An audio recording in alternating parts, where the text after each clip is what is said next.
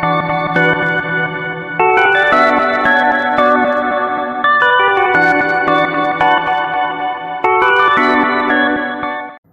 Students, आप जानते हो कि नीट में फिजिक्स के 45 क्वेश्चंस, केमिस्ट्री के 45 क्वेश्चंस, बॉटनी के भी 45 क्वेश्चंस और जूलॉजी के भी 45 क्वेश्चंस पूछे जाते हैं।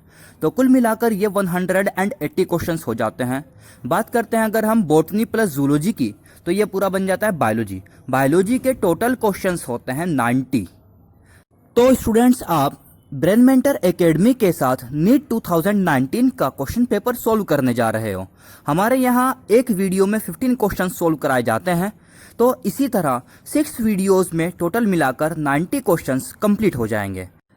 लास्ट वीडियो में हम 2019 का क्वेश्चन नंबर 91 से क्वेश्चन नंबर 105 तक कंप्लीट सोल्व कर चुके हैं और इस वीडियो में हम करेंगे क्वेश्चन नंबर 106 से लेकर क्वेश्चन नंबर 120 तक। यदि आपने हमारे चैनल को सब्सक्राइब नहीं किया है तो सबसे पहले चैनल को सब्सक्राइब कर लें और बेल आइकन प्रेस करना ना भूलें, जिससे आपको हमारा नोटिफिकेशन सबसे पहले मिले। तो क्वेश्चन शुरू करते हैं।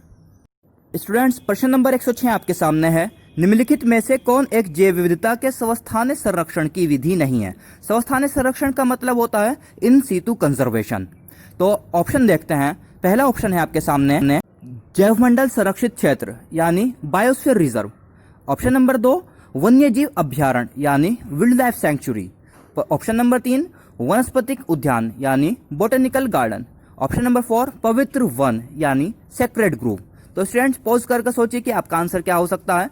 इतना हार्ड क्वेश्चन नहीं है, आपको पढ़ते ही इसको टिक कर देना होगा। जैव विविधता के स्वस्थानीय संरक्षण यानी इन सीटू कंजर्वेशन का एग्जाम्पल नहीं है वनस्पतिक उद्यान, यानी कि बोटेनिकल गार्डन जो होते हैं वो होते हैं एक्स सीटू कंजर्वेशन। इनके अलावा जैव मंडल संरक्षित क्षेत्र, वन्यजीव अभ्यारण्य और पवित्र वन ये इन सीटू कंजर्वेशन होते हैं। तो आपको ऑप्शन नंबर 3 पर टिक करना होगा। प्रश्न नंबर 107, एक स्पीसीज में नवजात का भार 2 से 5 किलोग्राम के बीच है। 3 से 3.3 किलोग्राम औसत वजन वाले 97% नवजात जीवित रहे, जबकि 2 से 2.5 किलोग्राम भार वाले अथवा 4.5 से 5 किलोग्राम वाले 99% बच्चे या नवजात मर गए। यहाँ किस प्रकार की वर्ण क्रिया हो रही है? आपके सामने 4 ऑप्शन है। पहला दिशात्मक वर्ण यानी डायरेक्शनल, सेकंड है स्थायी कारण यानी स्टेबलाइजिंग, थर्ड है विदारक वर्ण डिसरप्टिव, फोर्थ है चक्रीय यानी साइक्लिकल। तो स्टूडेंट्स, इस तरह का जो वर्ण होता है वो होता है स्थायीकरण वर्ण यानी स्टेबलाइजिंग सिलेक्शन। तो आपको ऑप्शन नंबर 2 पर टिक कर देना होगा। नाउ प्रश्न नंबर 108, कोशिका चक्रण की अवस्थाओं का सही क्रम कौन सा है? जो कोशिका चक्र होता है उसमें सही क्रम क्या है वो पढ़ते हैं। 4 ऑप्शन आपके सामने हैं। M, G1, G2, S। Second है G1, G2, S, M। Third है S, G1, G2, M। Fourth है G1, S, G2, M। तो इसमें आपका जो ऑप्शन का आंसर होगा वो होगा fourth option G1, S, G2 and M। सबसे पहले सेल में G1 यानी गैप 1 होता है, जिसमें सेल मेटाबॉलिकली एक्टिव हो जाती है। इसके बाद में आती है एस फेज यानी सिंथेसिस फेज, इसमें डीएनए का रेप्लिकेशन होता है। इसके बाद में आती है G2 फेज, जिसमें होता है प्रोटीन का सिंथेसिस। और इसके बाद में आती है एम फेज यानी माइटोसिस। माइटोसिस के भी फिर 4 पार्ट्स हो जाते हैं, prophase, metaphase, anaphase and telophase. तो आपको क्वेश्चन नंबर 108 को टिक करना होगा, ऑप्शन नंबर 4। प्रश्न नंबर 109, कोशिकीय क्रियाओं को स्टेरॉयड हार्मोन किस प्रकार प्रभावित करता है? इसमें आपके सामने 4 ऑप्शन है। पहला ऑप्शन कोशिका झिल्ली की पारगम्यता बदलकर, दूसरा ऑप्शन डीएनए से बंधकर एवं जीन हार्मोन कॉम्प्लेक्स बनाकर, थर्ड ऑप्शन कोशिका झिल्ली में स्थित चक्रीय एएमपी को सक्रिय करके, चौथा ऑप्शन है एक्वापोरिन वाहिकाओं का द्वितीय संदेश की तरह उपयोग करके। तो स्टूडेंट्स, प्रश्न आपने पढ़ा है कि स्टेरॉयड हार्मोन सेल की एक्टिविटीज को किस प्रकार प्रभावित करता है। इसका आंसर आपको लगाना होगा सेकंड, जो सेकंड ऑप्शन है डीएनए से बंधकर एवं जीन हार्मोन कॉम्प्लेक्स बनाकर। यानी जो स्टेरॉयड हार्मोन होते हैं ये डीएनए से बंधकर जीन हार्मोन कॉम्प्लेक्स बनाते हैं और सेल की एक्टिविटीज को प्रभावित करते हैं। नाउ प्रश्न नंबर 110, निम्नलिखित में से कौन सा कथन सही नहीं है? इनमें 4 ऑप्शन दिए गए हैं, जिनमें से 3 ऑप्शन सही हैं जबकि एक ऑप्शन गलत दिया हुआ है। इस तरह के क्वेश्चन को थोड़ा ध्यान से करना होता है। आपके सामने पहला ऑप्शन है, लेयनकाओं में बहुत से जल अपघटकीय एंजाइम होते हैं। लेयनकाओ यानी कि जो लाइसोसोम्स होते हैं उनके अंदर हाइड्रोलाइटिक एंजाइम्स होते हैं, ये वाली बात ठीक है।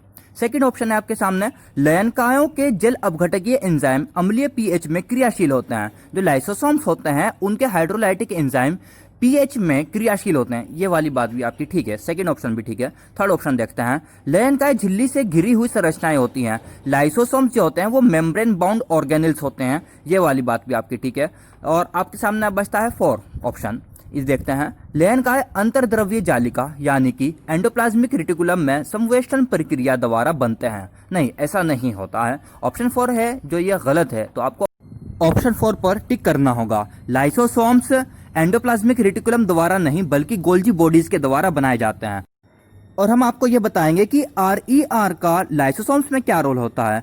लाइसोसोमल के जो एंजाइम्स होते हैं, हाइड्रोलाइटिक एंजाइम, उनका जो प्रिकर्सर होता है वो RER यानी रफ एंडोप्लाज्मिक रेटिकुलम के द्वारा बनाया जाता है। नाउ क्वेश्चन नंबर 111, पुष्पी पादपों में निषेचन के पश्चात विकास के विषय में निम्नलिखित में से कौन सा कथन गलत है। यह भी पिछले क्वेश्चन की तरह ही है, इसमें 3 ऑप्शन आपके सामने सही होंगे और एक ऑप्शन गलत होगा। आपका प्रश्न है, फर्टिलाइजेशन के पश्चात इनमें से कौन सा ऑप्शन जो है वो गलत है। तो पहला ऑप्शन है आपका अंडाशय यानी कि जो ओवरी होती है यह फल में विकसित होती है, यह ऑप्शन आपका सही है। सेकंड ऑप्शन है आपका युग्मनज भ्रूण में विकसित होता है, जायगोट से एम्ब्रियो बन जाता है, यह वाला ऑप्शन भी आपका बिल्कुल सही है। थर्ड ऑप्शन है आपका केंद्रीय कोशिका सेंट्रल सेल जो होती है वो भ्रूणपोष में विकसित होती है, यानी जो सेंट्रल सेल होती है उससे एंडोस्पर्म बन जाता है जो कि ट्रिप्लोइड होता है, यह वाली बात भी आपकी सही है। फोर्थ ऑप्शन है आपका बीजांड भ्रूण कोश में विकसित होते हैं, बीजांड यानी कि जो ओव्यूल्स होते हैं उनसे एम्ब्रियो सेक बनता है, जबकि यह ऑप्शन गलत है। तो आपका आंसर होगा 4, क्योंकि ओव्यूल सीड बनाते हैं ना कि एम्ब्रियो सेक।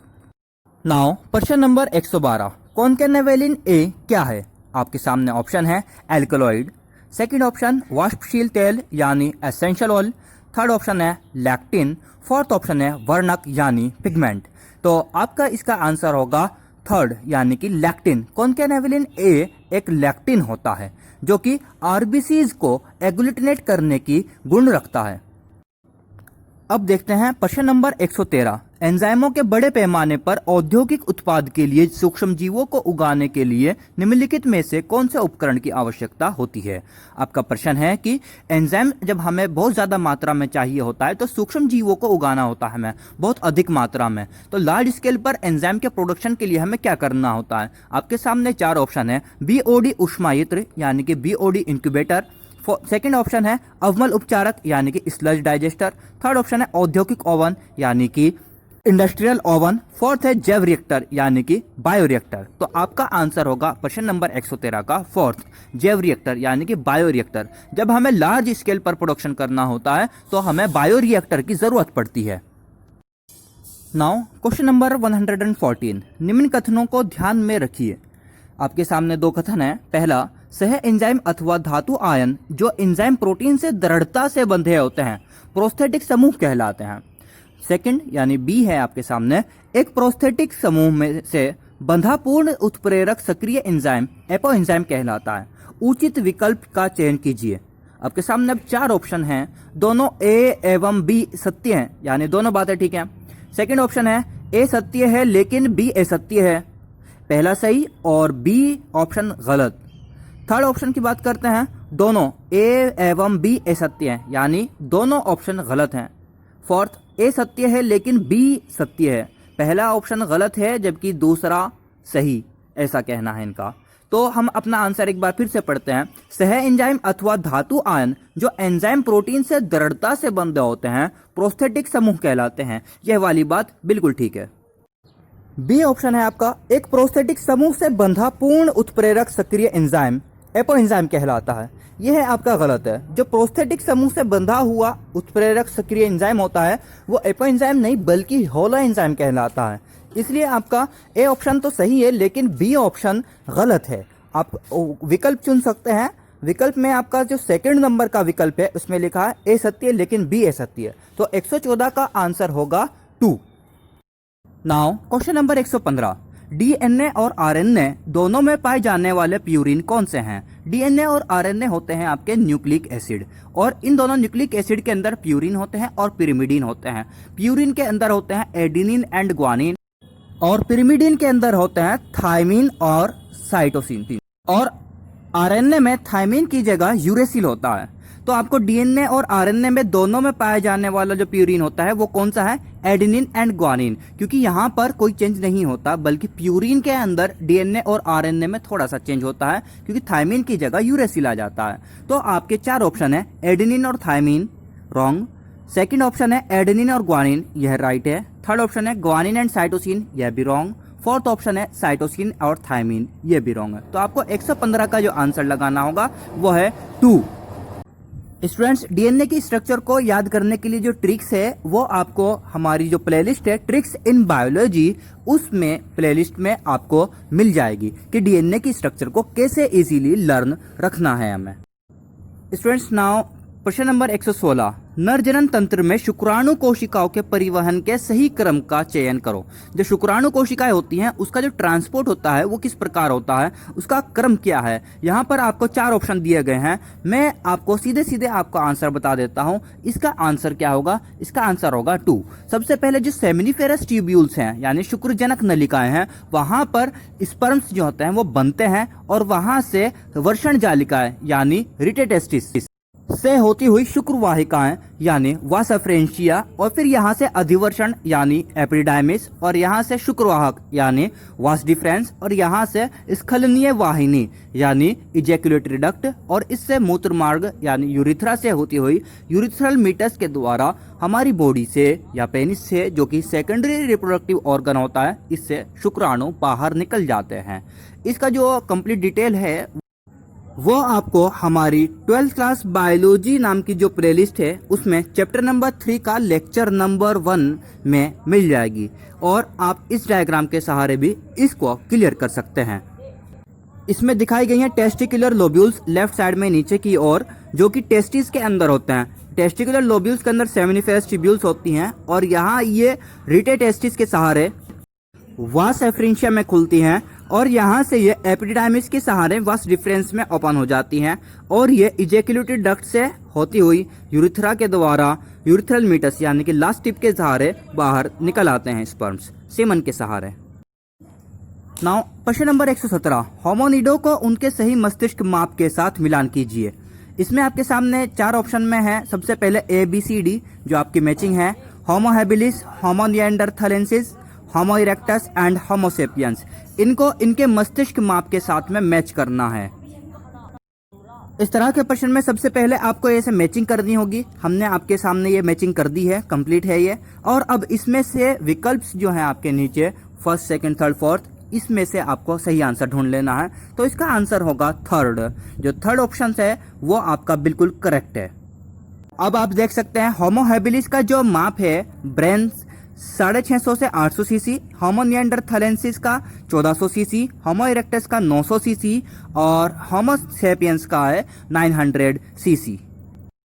कई बार स्टूडेंट्स कंफ्यूज हो जाते हैं कि होमो निएंडरथालेंसिस का जो ब्रेन है वो 1400 सीसी, बल्कि होमो सेपियंस का इससे कम 1350 सीसी। ऐसा कैसे पॉसिबल है? मैं आपको बता दूं कि ये सीसी का मतलब है क्यूबिक सेंटीमीटर, यानी कि वॉल्यूम से इसका मतलब है, ना कि IQ लेवल से का कोई भी रिलेशन नहीं है।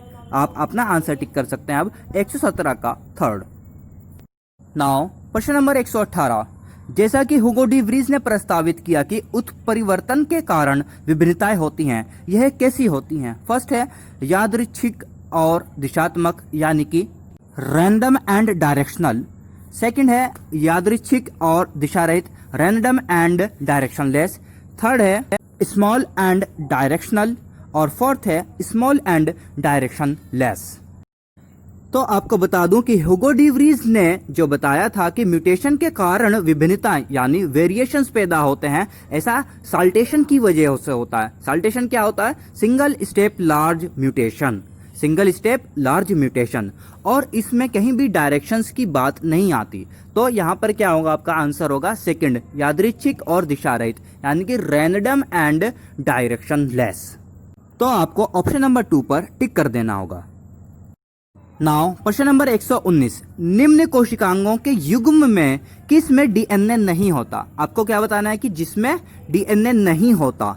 तो आपके सामने 4 ऑप्शन में से पहला ऑप्शन है सूत्रकर्णिका एवं लयन सूत्रकर्णिका यानी कि जो माइटोकॉन्ड्रिया होता है उसमें डीएनए होता है, और लयन यानी लाइसोसोम्स में नहीं होता। तो सूत्रकर्णिका में होता है, इसका मतलब ये ऑप्शन आपका रॉन्ग होगा। सेकंड ऑप्शन देखते हैं, क्लोरोप्लास्ट एवं रसधानिया। क्लोरोप्लास्ट में डीएनए होता है लेकिन रसधानिया यानी वैक्यूल्स में नहीं होता, इसीलिए आपका सेकंड ऑप्शन भी रॉन्ग होगा। थर्ड ऑप्शन की बात करते हैं, लयनकाय एवं रसधानिया यानी कि लाइसोसोम एंड वैक्यूल्स, दोनों में ही डीएनए नहीं होता, इसलिए यह आपका सही आंसर होगा। फोर्थ ऑप्शन एक बार हम देखते हैं, केंद्रक आवरण एवं सूत्रकर्णिका। केंद्रक का जो आवरण होता है यानी न्यूक्लियर मेम्ब्रेन, उसमें डीएनए नहीं होता, लेकिन सूत्रकर्णिका यानी माइटोकॉन्ड्रिया के अंदर डीएनए पाया जाता है। तो स्टूडेंट्स इसीलिए आपका आंसर होगा थर्ड। आपके क्वेश्चन में क्या पूछा गया है कि वो कोशिकांग जिनमें डीएनए नहीं होता, तो जिनमें डीएनए नहीं होता वो हैं आपके सामने लयनकाय एवं रसधानिया, तो इसलिए थर्ड ऑप्शन को आपको टिक कर देना होगा। नाउ प्रश्न नंबर 120, वायु द्वारा उत्पन्न एलर्जन एवं प्रदूषकों के कारण नगरीय स्थानों में काफी वैयक्तिक श्वसनी विकार जो घरघराहट उत्पन्न करते हैं से पीड़ित हैं, क्योंकि आपके सामने 4 ऑप्शन है, नासिका गुहा में श्लेष्मा स्तर की मामूली वृद्धि, सेकंड ऑप्शन श्वसनी एवं श्वसनिकाओं का इन्फ्लेमेशन, थर्ड ऑप्शन रेशेदार ऊतकों का प्रोलिफरेशन एवं कूपिका भित्तियों की क्षति, फोर्थ ऑप्शन न्यूमोसाइट के द्वारा पृष्ठ संक्रियक के श्रवण में कमी। जो इसमें प्रश्न में आपके सामने जो 2 बातें बताई गई हैं, एलर्जी होना, प्रदूषण के कारण होना और इसमें श्वसनी विकार हो जाना, ये होता है अस्थमा में। अस्थमा में ये सब कैरेक्टर्स होते हैं, और अस्थमा में क्या होता है, श्वसनी और श्वसनिकाओं में इन्फ्लेमेशन भी हो जाती है। तो आपका प्रश्न नंबर 120 का आंसर होगा सेकंड, यानी श्वसनी एवं श्वसनिकाओं का inflammation of bronchi and bronchioles. तो स्टूडेंट्स इस वीडियो में हम प्रश्न नंबर 106 से प्रश्न नंबर 120 तक यानी 15 क्वेश्चंस कंप्लीट कर चुके हैं, और आगे नेक्स्ट वीडियो में हम इसके बाद के प्रश्न नंबर 121 से प्रश्न नंबर 135 तक के क्वेश्चन करेंगे। तो इसी तरह थोड़े थोड़े क्वेश्चंस हम सॉल्व करते रहेंगे। तो स्टूडेंट्स कैसा लगा आपको हमारा यह एक्सप्लेनेशन, हमें कमेंट्स कर जरूर बताएं, और इस वीडियो को लाइक जरूर करें, ज़्यादा से ज़्यादा स्टूडेंट्स के साथ में शेयर करें। और हाँ, चैनल को सब्सक्राइब अगर आपने नहीं किया है तो चैनल को सब्सक्राइब जरूर करें, बेल आइकन दबाना ना भूलें। धन्यवाद।